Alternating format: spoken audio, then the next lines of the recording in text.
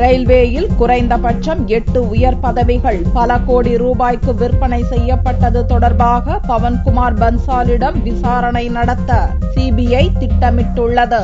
Railway அமைச்சர் பவன்குமார் பன்சாலின் சகோதரி மகன் விஜய் சிங்லா ரயில்வே வாரிய உறுப்பினர் மகேஷ் குமாரிடம் 90 லட்சம் ரூபாய் லஞ்சம் வாங்கிய போது சிபிஐ அதிகாரிகளிடம் கையும் களவுமாக சிக்கினார். இருவரையுமே கைது செய்த சிபிஐ இது தொடர்பாக மேற்கொண்ட விசாரணையில் பல்வேறு தகவல்களை திரட்டியுள்ளது.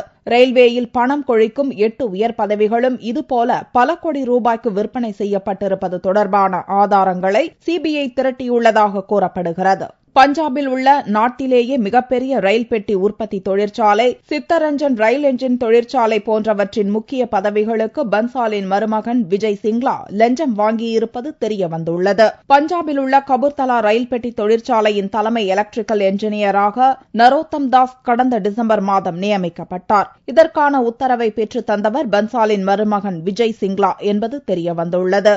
இது தொடர்பாக விஜய் சிங்லாவும் நரோத்தம் தாஸும் 16 முறை டெலிபோனில் பேசிய பன்சாலின் தனிச் செயலாளர் ராகுல் பந்தாரியுடன் 4 முறை நரோத்தம் தாஸ் பேசியதும் கண்டுபிடிக்கப்பட்டுள்ளது. இதேபோல சித்தரஞ்சன் ரயில் என்ஜின் தொழிற்சாலையின் முக்கிய பதவிக்கு தயால் ஆர்யா என்பவரும் பேரம் பேசப்பட்டு நியமிக்கப்பட்டுள்ளார். இந்த குற்றச்சாட்டுகள் தொடர்பாக பவன்குமார் பன்சாலிடம் விரைவில் விசாரணை நடத்த சிபிஐ திட்டமிட்டுள்ளது.